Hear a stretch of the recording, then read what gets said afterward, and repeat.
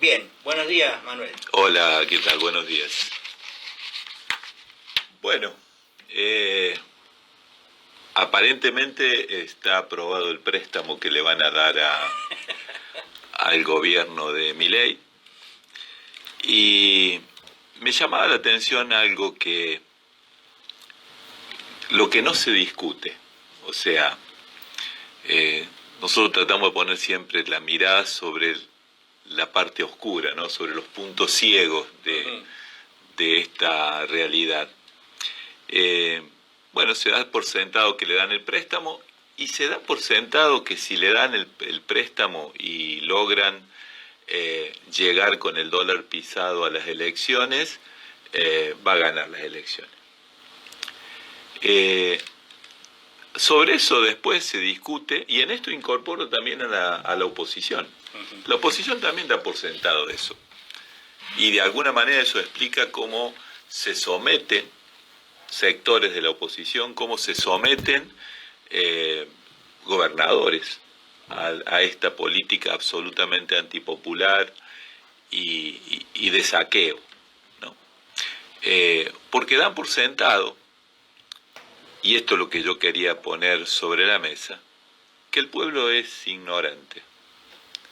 Porque si das por sentado que si este tipo mantiene la ficción de una inflación controlada en base a un ajuste brutal, pero también a un dólar artificialmente pisado, y eso solo alcanza para ganar las elecciones, el otro supuesto del que no hablan es que el pueblo es idiota, el pueblo es ignorante, o un gran sector del pueblo se come este tema de que si baja la inflación ya está.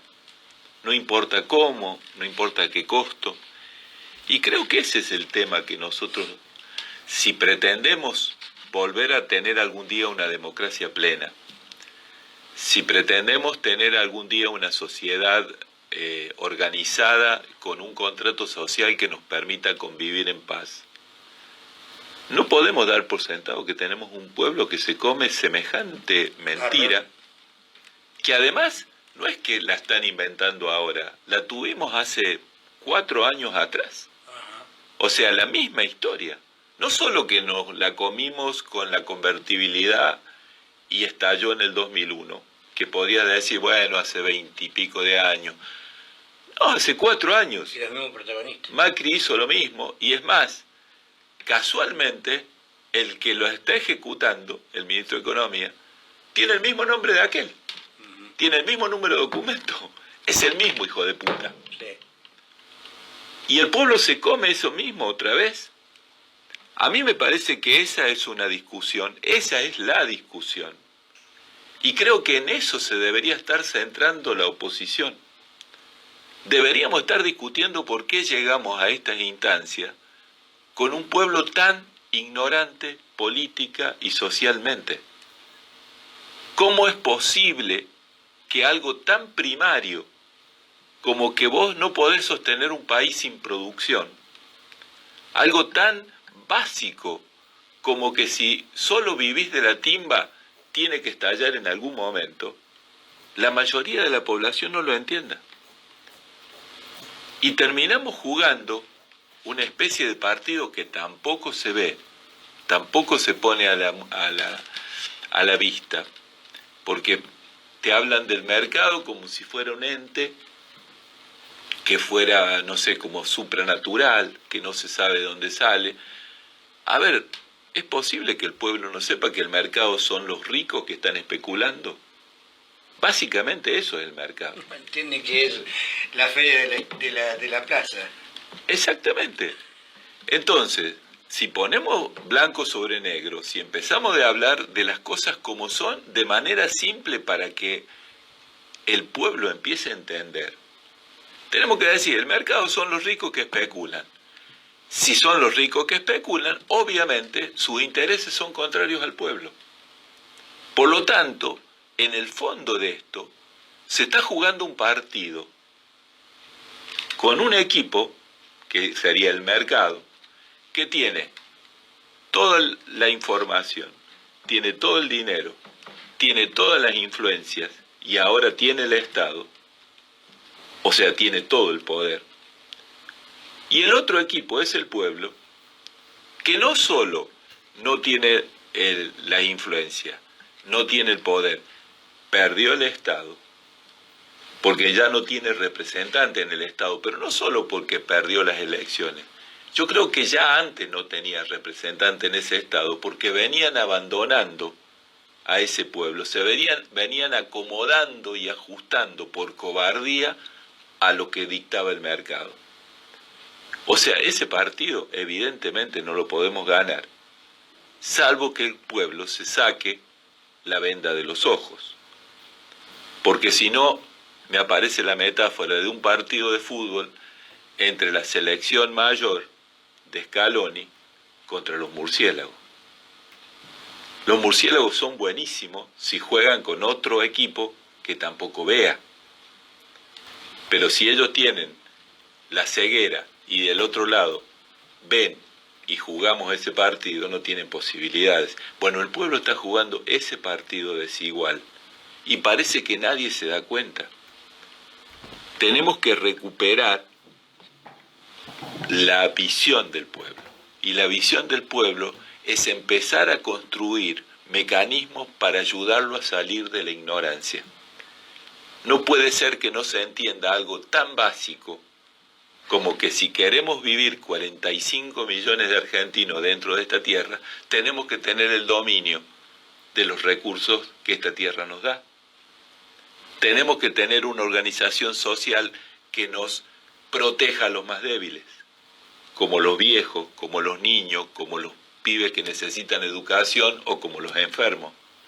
No puede ser que no se vea algo tan básico como que para poder tener acceso a una vida digna necesitamos tener un país productivo, porque vendiendo solo recursos naturales no da para todos, solo da para que engrosen las cuentas de los millonarios del mercado. No puede ser que la gente común no entienda eso tan básico. Mientras pase eso, en este partido tenemos muy pocas posibilidades. Con respecto a el conocimiento y la falta de información, cuando vos haces una mirada generalizada, ¿vos lo ves tan así? O sea, ¿hay algunas minorías intensas que están, o es directamente las mayorías las que están, puede decir que somos solo los que estamos intensamente metidos en la cuestión de la política macro, micro, y durante todo el día hablamos y discutimos y debatimos sobre eso? Sí, hablamos, debatimos y discutimos, y una gran cantidad de la gente no le importa, no le interesa, cree que no tiene nada que ver con ellos, y les han además enseñado a que les fastidie. Uh-huh. A ver, yo creo que esto, y lo pongo en términos de aprendizaje, educación e ignorancia, ¿no? Uh-huh. O sea, como un niño que lo llevas a la escuela. El niño cuando lo llevas a la escuela el primer día no quiere ir. Lo dejas en la escuela llorando generalmente. Después poco a poco se empieza a adaptar, pero después cada vez que le pones algo para aprender que le cuesta, no lo quiere aprender. O sea, hay un mecanismo natural del ser humano, natural. ¿Te acordás que yo he dicho 1000 veces, el ser humano no es natural, o no debería serlo? Mientras lo manejan los mecanismos naturales, termina siendo una especie de animalito encima destructivo. O sea, el ser humano para crecer se tiene que elevar sobre su naturaleza. Nuestro cerebro es una máquina de ahorrar energía. Por lo tanto, si vos le pones a alguien algo que pueda sistemáticamente hacerlo de la manera más fácil, va a ir por ahí, no se va a salir de ahí. Entonces, si vos no vas creando los espacios y las instancias donde alguien empieza a sentirse obligado a aprender algo, no lo va a aprender. Todos somos así, no es que algunos, no, todos somos así. Si vos vivís en un cuarto piso y subís todos los días por escalera y estás, digamos, hasta te autoconvences que te viene bien porque mantener las piernas fuertes, etcétera, etcétera. Pero un día vienen y ponen un ascensor en el edificio, a los 10 días estás subiendo por el ascensor. Es un mecanismo natural. Salvo que el médico te diga, José Luis, si no seguís subiendo por la escalera, tu corazón no sé qué, y te pone en una instancia donde te sientas obligado a subir por la escalera. Bueno, los aprendizajes son iguales. Y acá se ha ido construyendo. Yo ayer hablaba en una charla de los chicos de Aluvión, de la universidad, que me invitaron por el tema del 24 de marzo, y les ponía este tema. Yo les decía, la dictadura generó muchísimas pérdidas. O sea, formateó el país de una manera diferente. Sí. Formateó el sistema productivo, nos metió en la deuda. De un país que tenía pleno empleo y 4% de pobreza, nos metió en esto que nunca nos pudimos levantar. Sí. Ahora, algo que no prestamos atención y que para mí es súper evidente, uno de los más grandes daños que hizo la dictadura fue que instaló la mediocridad en la clase política. Al desaparecer una generación de gente que más allá que estuviéramos de acuerdo o totalmente en contra de las ideas, todos teníamos como marca central que nos metíamos en la militancia por la causa común. Y eso estaba muy por encima de nuestros intereses personales. Incluso en muchos casos muy por encima incluso de nuestra propia vida. Cuando vino de nuevo la democracia, las clases dirigentes se fueron convirtiendo en casta, queriendo o no queriendo. ¿Cuántas veces votamos a representantes nuestros que sigan tomando el colectivo? O que no vivan en un barrio especial. Nos fuimos acostumbrando a que esos tipos no vivían como nosotros. Por lo tanto, esos tipos necesitaban que la gente estuviera en la ignorancia. No pusieron la instancia de voy a pelear por tu derecho, pero te voy a dar las herramientas para que si no lo haga, me lo reclames. Para que vos mismo me depures cuando yo no cumpla. Para que me obligues a ponerme por encima de mi propia naturaleza. Para que me obligues a ser lo fuerte que requiere un cargo de representación de un colectivo. Pero eso es porque la política o el político se profesionalizó. O sea, lo han tomado como una profesión. Es decir, una vez que vos tenés... Eso a mí me pasaba, por ejemplo, en los años 80, cuando recién había arrancado el sistema democrático, que se estaba todo rearmando de nuevo después de 7, 8 años de dictadura.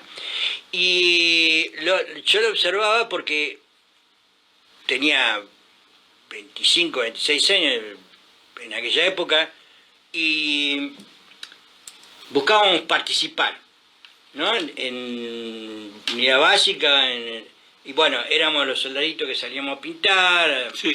tirar cartas. Pero lo que se llamaba la cocina nunca estábamos participando. En absoluto. Entonces, ¿pero por qué era? No era porque yo no estaba interesado en participar, sino porque hacía, por ejemplo, una pavada, una anécdota. Había noches enteras que salía la cúpula de una línea interna, vamos a cenar. Y yo no tenía un mango, recién estaba casado, ya tenía 2 hijos y había que mantenerlo. Entonces, salir a cenar con la cúpula, digamos, significaba una erogación de plata que como militante yo no la podía. Y es un poco como que empezás a perder la rosca, digamos, más chiquita, digamos. Entonces, y ahí es donde no... Después te dan la libertad de decir, bueno, pero hay elecciones internas.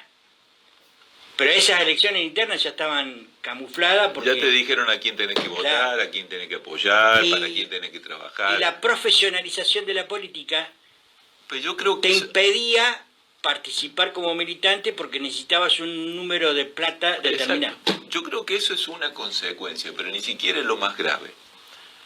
Yo creo que la dictadura instaló el miedo, instaló en la psiquis colectiva Sí, no, eso sí. determinadas huellas grabadas, y a partir de ahí se fue generando una especie de ciudadano mucho más sumiso, maleable, miedoso y cobarde. Es más, los padres ya empezaron a criar los hijos con mucha más sobreprotección. O sea, hay un mecanismo mucho más profundo que tenemos que revisar. Porque vos fíjate que Alfonsín dijo, con la democracia se cura, se come y se educa. Y la democracia en estos casi 50 años no lo pudo cumplir jamás. Es más, se fue alejando bastante de eso. Ahora, ¿dónde se alejó? No es que no hubo algunos políticos que lo intentaron. Ahora, cuando llegaban a chocar con el mercado, cuando llegaban a que a la tensión era lo suficientemente fuerte, generalmente retrocedía. Bueno, pero ahí me parece que el debate sobre el mercado,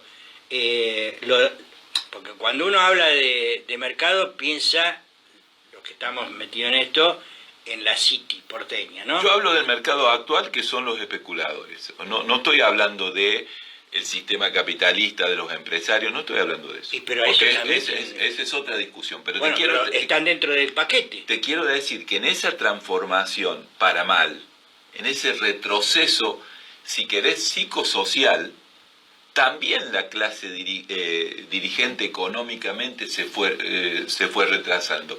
A ver, en el 73, cuando vuelve Perón, el ministro de Economía era un empresario.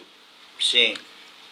Y estableció acuerdos entre un sector empresario que quería un país que se desarrollara, con la CGT, con los sindicatos y el gobierno. O sea, había todavía un sector de la clase dirigente económicamente que coincidía.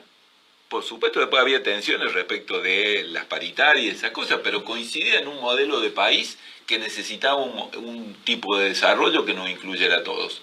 Decime dónde está ahora ese sector. Porque, bueno, está bien, eso estoy de acuerdo porque yo también lo viví, yo lo mamé, yo lo vi.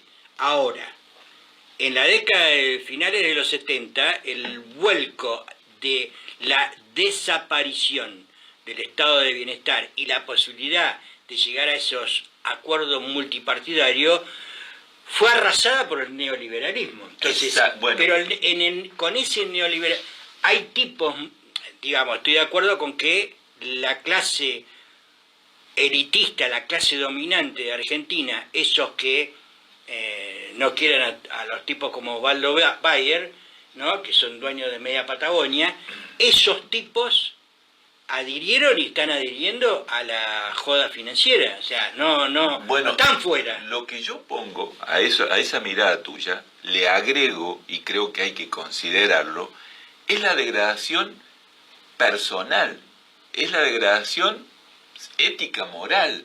Pero yo te hago una pregunta sobre eso. ¿Alguna vez realmente Roca, la familia Roca y tantas otras familias que son las dueñas del capital y del trabajo, crees que tuvieron alguna mentalidad? Eso no, pero bien, había todo un sector del empresariado nacional. Sí, que podía ser de mediana para arriba, hasta no llegar a las grandes corporaciones. Exactamente. Está bien, eso desaparecieron. Y no solo que desaparecieron, sino que aún los que están en ese sector económico, son unos cagones de mierda porque o son cagones, o se acomodan.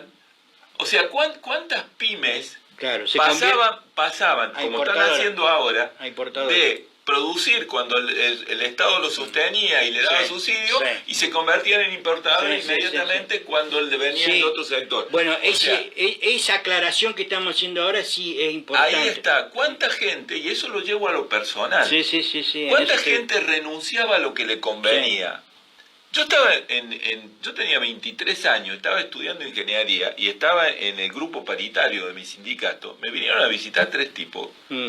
Me trajeron mi currículum de estudiante. Me dijeron, nos hemos dado cuenta, la empresa se dio cuenta que usted es un estudiante brillante. Y la empresa necesita ingenieros brillantes. Por lo tanto, hemos decidido que lo vamos a becar y no sé qué. Me daban el loro y el moro. Yo los miraba y le decía, ¿y eso por qué? Y necesitamos que en la paritaria lo saqué cagando, hermano. Y el tipo, ¿sabe qué me dice cuando lo corro al final, que lo empujo para que salga de mi casa? El tipo se da vuelta y me mira y me dice, ¿vos te crees, estúpido, que solamente estás decidiendo si vas a ser honesto o no? No, lo que estás decidiendo es si vas a ser un ingeniero exitoso o vas a terminar en una zanja. O sea, ya me estaba prediciendo lo del golpe de Estado. ¿Cuánta gente hace eso hoy? Y eso en aquella época era común. Sí. Gente, no me conviene tal cosa, pero no, éticamente no lo voy a hacer. Sí, sí, bueno, eso se perdió junto con la oleada neoliberal que arrancó con Mrs. Thatcher y Mr. Reagan, ahí eso se fue toda la mierda. Y con el miedo que instaló Sí, el terrorismo de Estado estoy de y con la necesidad de ser Caín, que tuvieron muchos el sectores, individualismo empezó a florecer de una manera espantosa. con la necesidad de ser Caín. O sea, tener que mirar para otro lado mientras se llevaban a tu hermano. Bien. Eso no es gratis, y si no consideramos eso como punto de partida, porque yo creo que acá tenemos que no hablar de cómo volvemos, tenemos que hablar cómo reconstruimos algo para que para adelante venga algo que tenga que ver con lo que nosotros soñamos. Y bueno, hay que empezar a buscar experiencias como la de este muchacho de Monteverde en Santa Fe, Rosario, y a partir de ahí intercambiar ideas, debatir, sabiendo que el otro tiene la mitad de la verdad y yo tengo la otra mitad, y compartir, y a partir de ahí lograr un consenso que no significa una unidad por la papeleta, por la boleta. O solo por ideología. Tiene que ser en la práctica. Y en eso quiero rescatar algo de este proyecto que es Ciudad Futura. Ellos ganaron cuando iban a las elecciones por la intendencia en Rosario. Ganaron en los mismos barrios que ganó Milei. Sí, Eso eso lo dijo en el... Sí. Ahora, él contaba que mucha gente con la que pudo hablar, él daba el caso de un taxista, pero gente con la que pudo hablar, no es que no tenían conciencia la gente de que estaban votando dos cosas contradictorias. Lo remarca eso. Pero decían, lo voto a Milei porque estoy en contra de todo esto que vino antes, y acá te voto a ustedes porque lo veo en la práctica. O sea, eso es lo que hay que lograr. La política tiene que ir desde la práctica. Está bien. Y ahí en esa práctica ellos obligan a la gente no solo a estar de acuerdo porque les conviene, sino a ir avanzando y creciendo, poniendo el cuerpo. Si yo te doy algún derecho, me devolves responsabilidades. Eso es lo que no se hizo. Está bien.